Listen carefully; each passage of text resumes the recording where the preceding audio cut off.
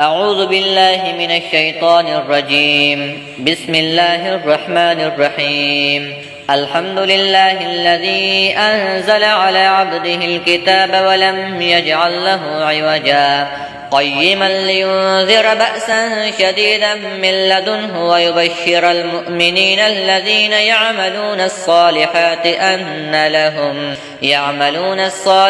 أن لهم أجرا حسنا ماكثين فيه أبدا وينذر الذين قالوا اتخذ الله ولدا ما لهم به من علم ولا لآبائهم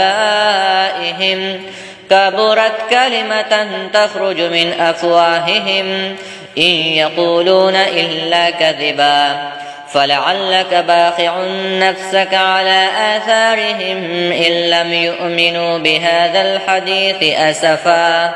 إنا جعلنا ما على الأرض زينة لها لنبلوهم أيهم أحسن عملا وإنا لجاعلون ما عليها صعيدا جرزا أم حسبت أن أصحاب الكهف والرقيم كانوا من آياتنا عجبا إذ أوى الفتية إلى الكهف فقالوا ربنا آتنا من لدنك رحمة وهيئ لنا من أمرنا رشدا فضربنا على آذانهم في الكهف سنين عددا ثم بعثناهم لنعلم أي الحزبين أحصى لما لبثوا أمدا نحن نقص عليك نبأهم بالحق إنهم فتية آمنوا بربهم وزدناهم هدى وربطنا على قلوبهم إذ قاموا فقالوا ربنا رب السماوات والأرض لن ندعو من دونه إلها لقد قلنا إذا شططا هؤلاء قوم اتخذوا من دونه آلهة لولا يأتون عليهم بسلطان بين فمن أظلم ممن افترى على الله كذبا وإذ اعتزلتموهم وما يعبدون إلا الله فأووا إلى الكهف ينشر لكم ربكم من رحمته ويهيئ لكم من أمركم مرفقا وترى الشمس إذا طلعت تزاور عن كهفهم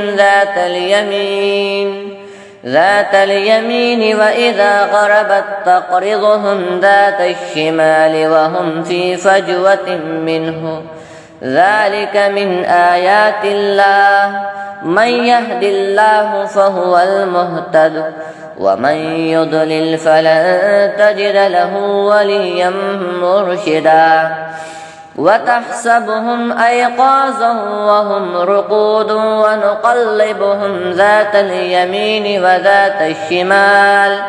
وكلبهم باسط ذراعيه بالوصيد لو اطلعت عليهم لوليت منهم فرارا ولملئت منهم رعبا وكذلك بعثناهم ليتساءلوا بينهم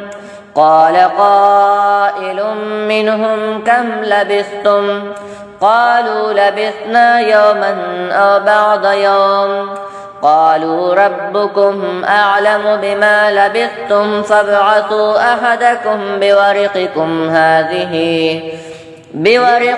هذه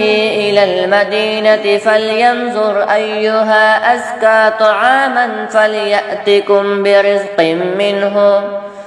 برزق منه وليتلطف ولا يشعرن بكم أحدا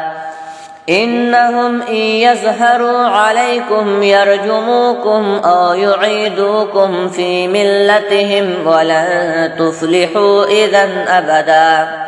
وكذلك أعثرنا عليهم ليعلموا أن وعد الله حق وأن الساعة لا ريب فيها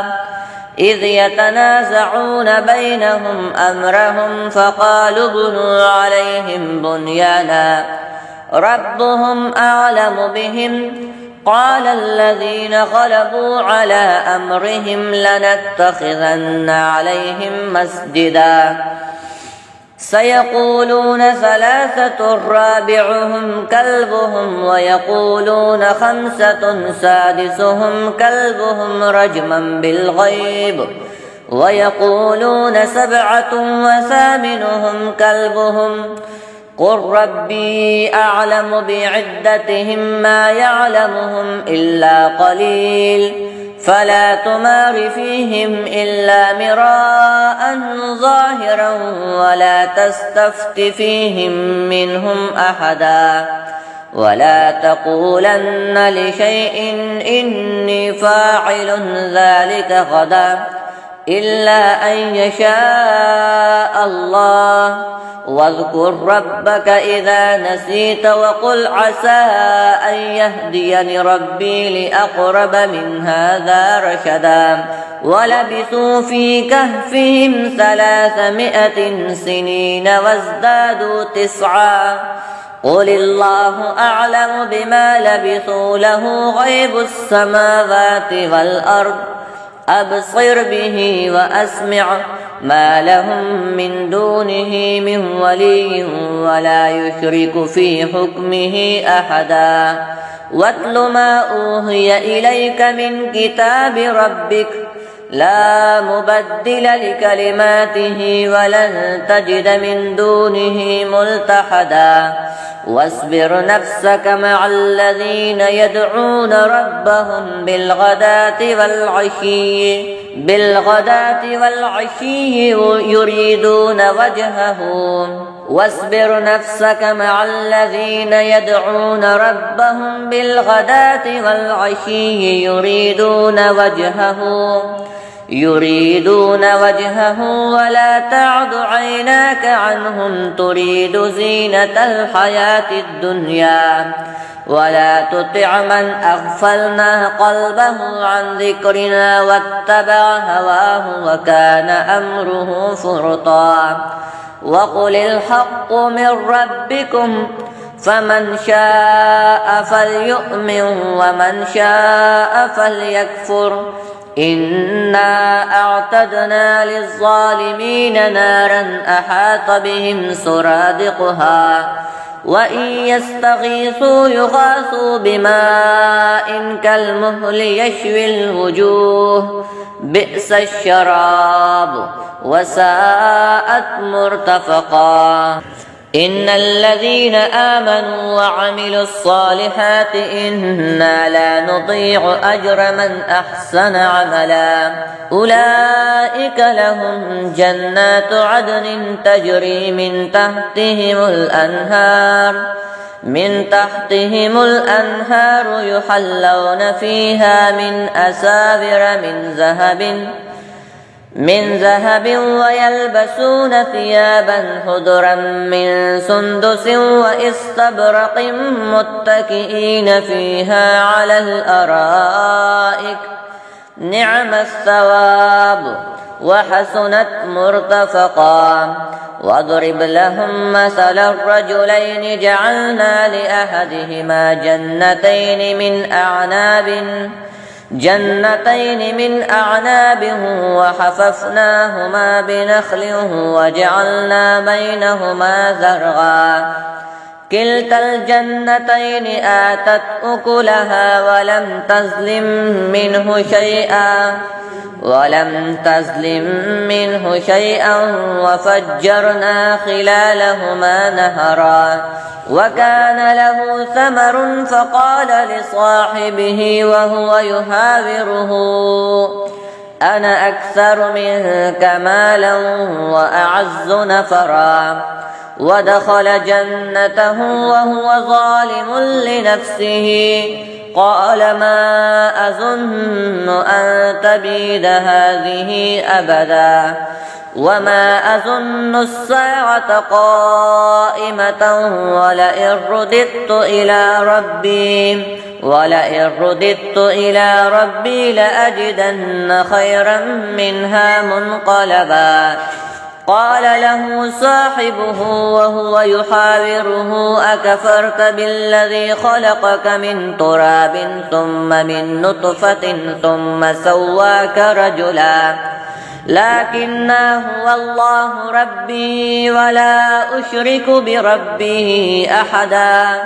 ولولا إذ دخلت جنتك قلت ما شاء الله لا قوة إلا بالله إن ترني أنا أقل منك مالا وولدا فعسى ربي أن يؤتيني خيرا من جنتك ويرسل عليها حسبانا من السماء فتصبح صعيدا زلقا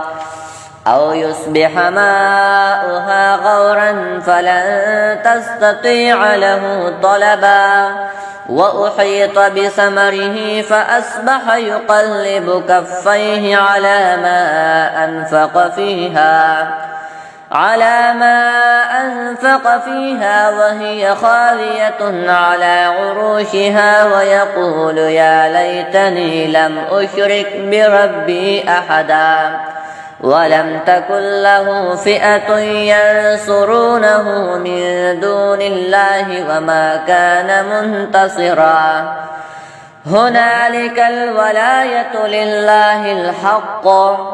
هو خير ثوابا وخير عقبا. واضرب لهم مثل الحياة الدنيا كماء أنزلناه من السماء فاختلط به نبات الأرض فأصبح هشيما تذروه الرياح وكان الله على كل شيء مقتدرا. المال والبنون زينة الحياة الدنيا والباقيات الصالحات خير عند ربك ثوابا وخير أملا.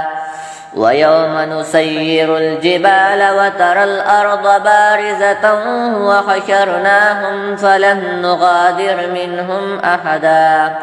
وعرضوا على ربك صفا لقد جئتمونا كما خلقناكم أول مرة بل زعمتم أن لن نجعل لكم موعدا. ووضع الكتاب فترى المجرمين مشفقين مما فيه ويقولون يا ويلتنا ما لهذا الكتاب لا يغادر صغيرة ولا كبيرة إلا أحصاها ووجدوا ما عملوا حاضرا ولا يظلم ربك أحدا. وإذ قلنا للملائكة اسجدوا لآدم فسجدوا إلا إبليس كان من الجن ففسق عن أمر ربه أفتتخذونه وذريته أولياء من دوني وهم لكم عدو بئس للظالمين بدلا. ما أشهدتهم خلق السماوات والأرض ولا خلق أنفسهم وما كنت متخذ المضلين عضدا. ويوم يقول نادوا شركائي الذين زعمتم فدعوهم فلم يستجيبوا لهم وجعلنا بينهم موبقا. ورأى المجرمون النار فظنوا أنهم مواقعوها ولم يجدوا عنها مصرفا. ولقد صرفنا في هذا القرآن للناس من كل مثل وكان الإنسان أكثر شيء جدلا. وما منع الناس أن يؤمنوا إذ جاءهم الهدى ويستغفروا ربهم إلا أن تأتيهم سنة الأولين أو يأتيهم العذاب قبلا وما نرسل المرسلين إلا مبشرين ومنذرين ويجادل الذين كفروا بالباطل ليدحضوا به الحق واتخذوا آياته وما أنذروا هزوا ومن أظلم ممن ذكر بآيات ربه فأعرض عنها ونسي ما قدمت يداه إنا جعلنا على قلوبهم أكنة أن يفقهوه وفي آذانهم وقرا وإن تدعهم إلى الهدى فلن يهتدوا إذا أبدا وربك الغفور ذو الرحمة لو يؤاخذهم بما كسبوا لعجل لهم العذاب بل لهم موعد لن يجدوا من دونه موئلا وتلك القرى أهلكناهم لما ظلموا وجعلنا لمهلكهم موعدا وإذ قال موسى لفتاه لا أبرح حتى أبلغ مجمع البحرين أو أمضي حقبا فلما بلغا مجمع بينهما نسيا حوتهما فاتخذ سبيله في البحر سربا فلما جاوزا قال لفتاه آتنا غداءنا لقد لقينا من سفرنا هذا نصبا قال أرأيت إذ أوينا إلى الصخرة فإني نسيت الحوت وما أنسانيه إلا الشيطان أن أذكره واتخذ سبيله في البحر عجبا قال ذلك ما كنا نبغي فارتد على آثارهما قصصا فوجدا عبدا من عبادنا آتيناه رحمة من عندنا وعلمناه من لدنا علما قال له موسى هل أتبعك على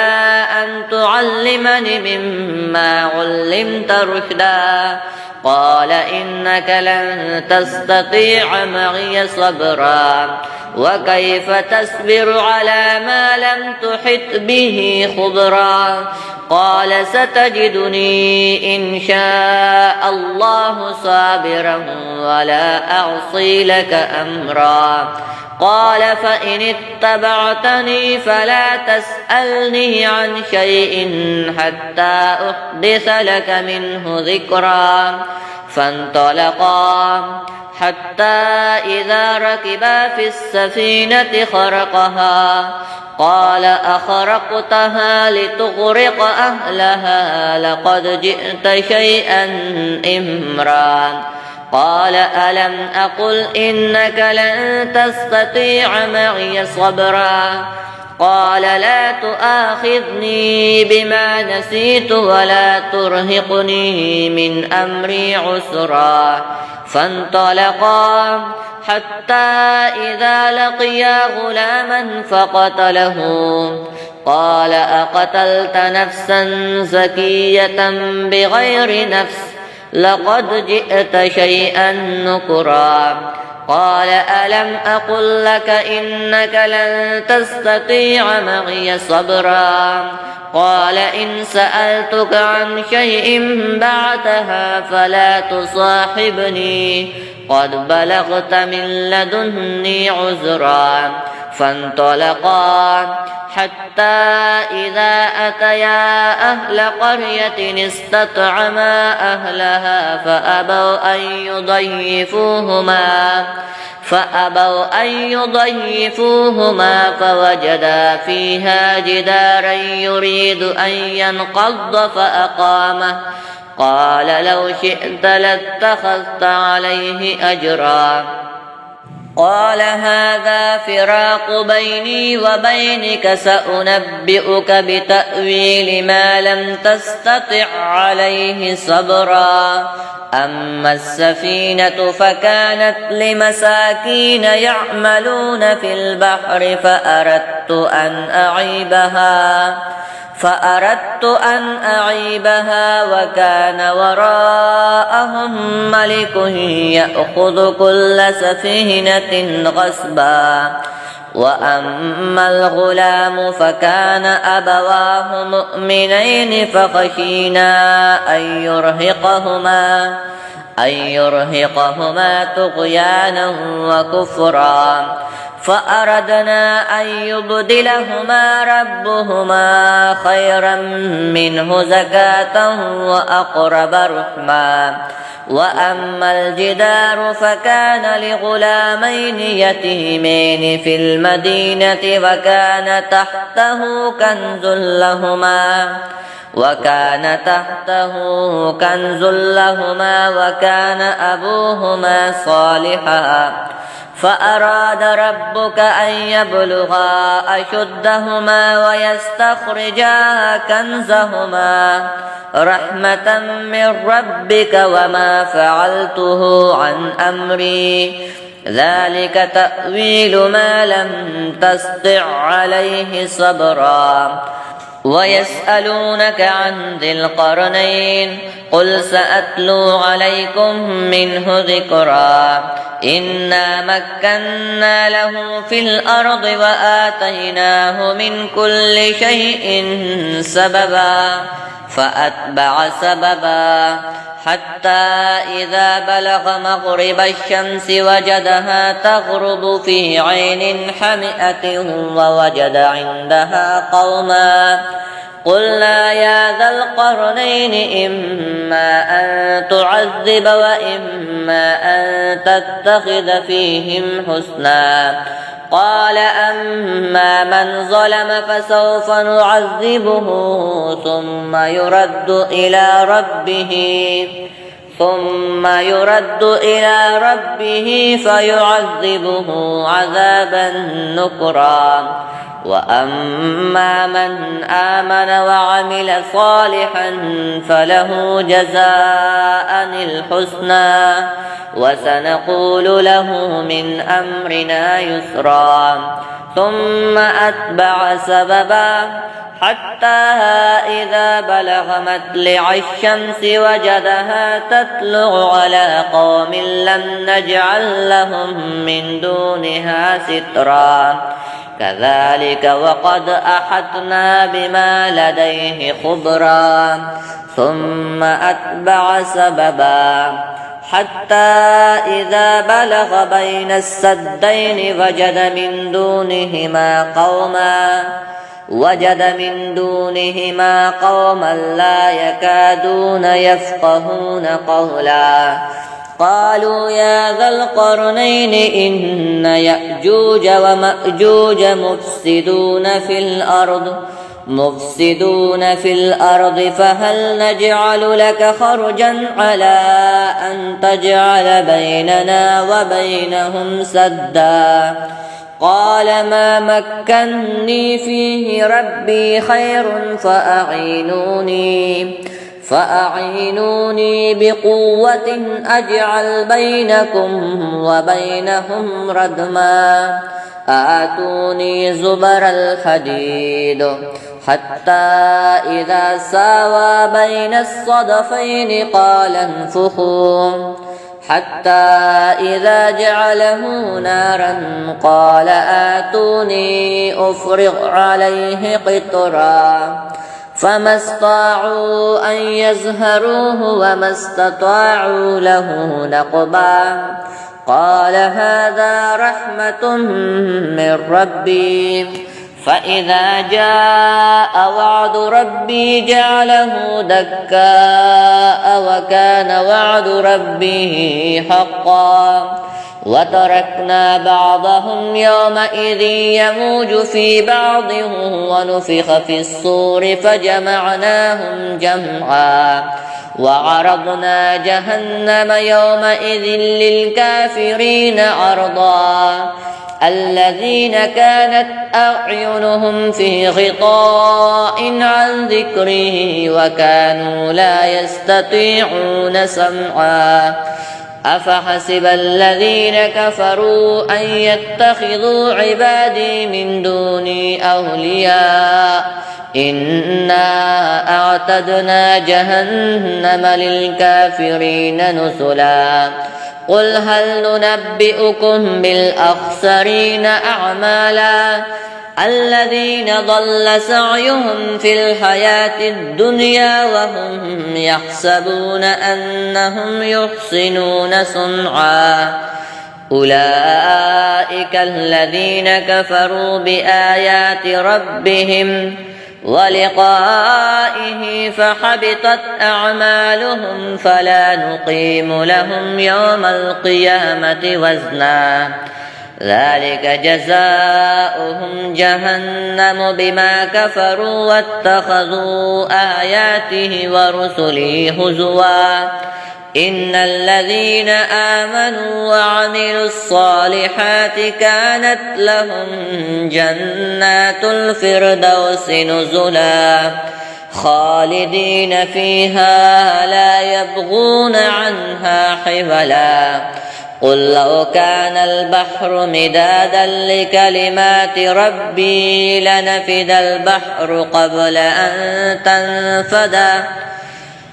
أن تنفد كلمات ربي ولو جئنا بمثله مددا قل إنما أنا بشر مثلكم يوحى إلي أنما إلهكم إله واحد فمن كان يرجو لقاء ربه فليعمل عملا